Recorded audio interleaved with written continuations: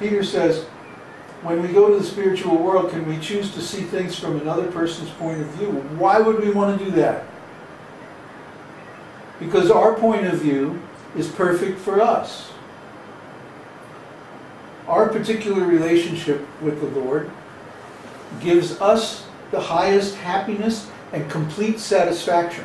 So if we have complete satisfaction, then why would we want to see things from anybody else's point of view? Huh?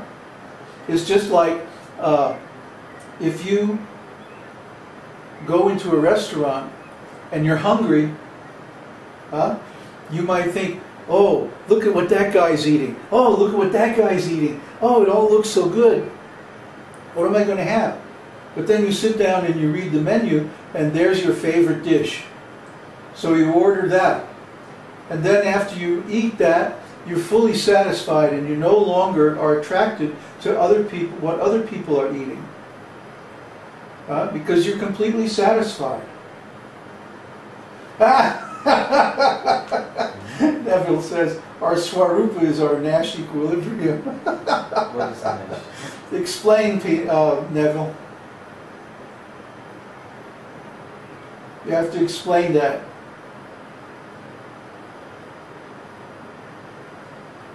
He's probably typing away. Yeah. So we don't even think of what... Oh, I see. We don't even think of what another person's experience of Krishna would be. Yeah, there you go. Because the experience that we have of Krishna is so perfectly satisfying that it makes the desire for anything else disappear. Why should I want to eat if I'm already full? Like that. So yes, it's the Nash equilibrium. Little did you know that you were studying Rasa Tattva.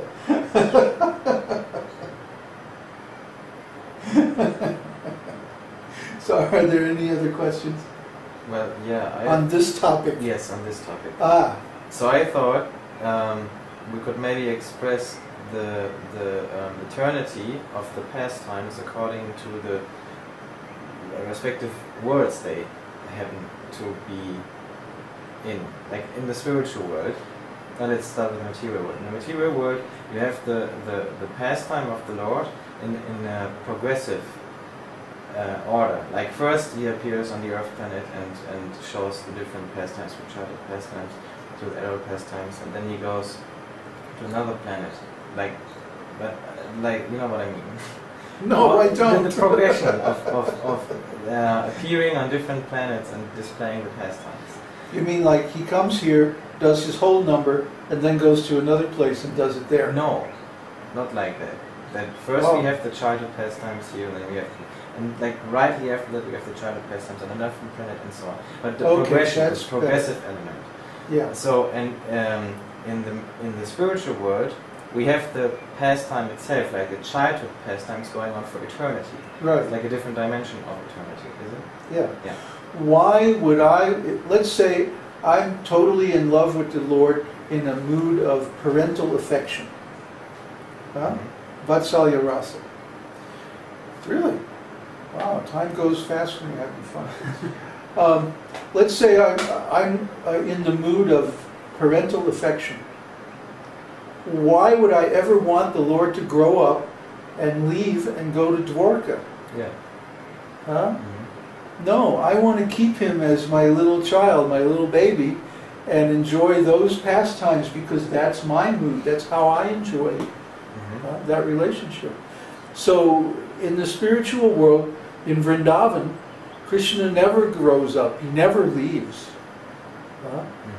He remains eternally the young prince of Vrindavan, always in those pastimes with his closest devotees. So this is very esoteric. But if the spiritual world wasn't like that, how can you explain the fact that it's eternal? Does anybody have a question?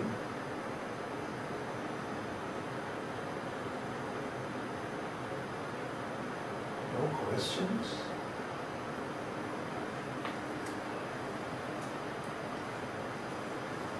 Uh-oh. Okay. Let's have your question.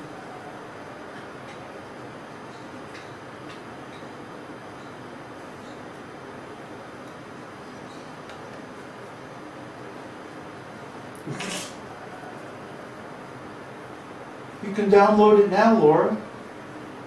Just right-click on the link, remember? I'll open the window and save the page as. What's that? You can also click on the thing and then the white screen with the bar comes and you can save the page as, and then you get an MP3 file. Oh, really? Yeah. Because I can't do that. I can't right-click and save it. You can't? No, it doesn't work. So I always have to open the thing and save the page as. On the Mac? No, it doesn't. I never did it. It never worked. Really? I don't know. Well, we got to fix that. Okay. So, what's your question, Peter?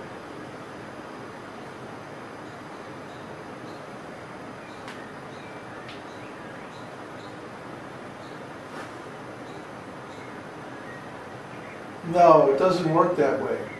He says, if I do one thing in the mode of goodness, another in the mode of ignorance, can I get a reaction in passion? No.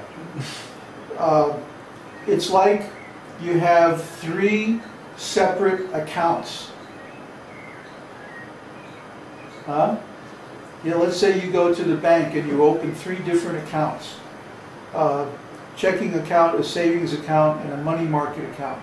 One is in dollar, one is in yen, and one is in rupees. Yeah, that's good. That's a good example. Yeah, 3 different kinds of currency. And you can't transfer money directly from one account to the other. It's like if you make some money or spend some money in dollars, then it has to go through the dollars account. And if you do it in yen, it has to go through the yen account. And if you do some transaction in rupees, it has to go through the rupee account. So all those 3 are basically independent. If you perform an action that's in the mode of goodness, you get a reaction in the mode of goodness. And if you do something in the mode of passion or ignorance, you get reactions in those modes. That karma is completely independent. The proof of that is stated in the end of the Mahabharata. There's a very interesting episode where Yudhishthira and his brothers leave the material world. When Krishna disappears, they all say, oh, that's it, that's the end, we're out of here. And they march up the path to the Himalayas, and one by one they all died, except for Yudhishthira, who walked right into the heavenly planets in his same self-same body. So anyway, Yudhishthira is there in the heavenly planets, and there's Indra and all the demigods, and there's also Dhritarashtra and all the Kurus, Duryodhana, Karna, all their enemies. And he's going, what the heck is this? These guys did so many sinful things. What are they doing here in heaven? Where's my brothers and my wife and my mother? Where are all these pious people, my father Pandu and all of these wonderful devotees? Where are they? And so Indra says, well, are you sure you want to see where they're at? And he goes, yeah, I don't want to be in heaven if they're not here. So Indra goes, okay, and he sends Yudhishthira with a messenger, and they go down, down, down, down, down, and finally they arrive at this really horrible place, and you can hear screams and suffering, and there's a terrible stench, and all this nasty stuff is going on. And he says, what is this? And then the messenger says, well, you wanted to know, you wanted to see your brothers and wife and so on, this is where they are. And he goes, No, they were in hell, Lord. They're in the hellish planets. And so Yudhishthira goes, well then this is crazy. What's the meaning of this? And he even curses Dharma and everything. It's really powerful. And then the messenger says, okay, well I'll take you back to the heavenly planets now. And Yudhishthira says, no, I don't want to go. If this is where my brothers and my wife and my father and everybody, all these good people, if they're here, then I want to be here with them. So the messenger says, okay, and he leaves. And then immediately after that, Lord Indra and Lord Brahma and all the great sages and even Yamaraj, they appear in this place. And they say, oh, Yudhishthira, take it easy. This is just an illusion. Actually,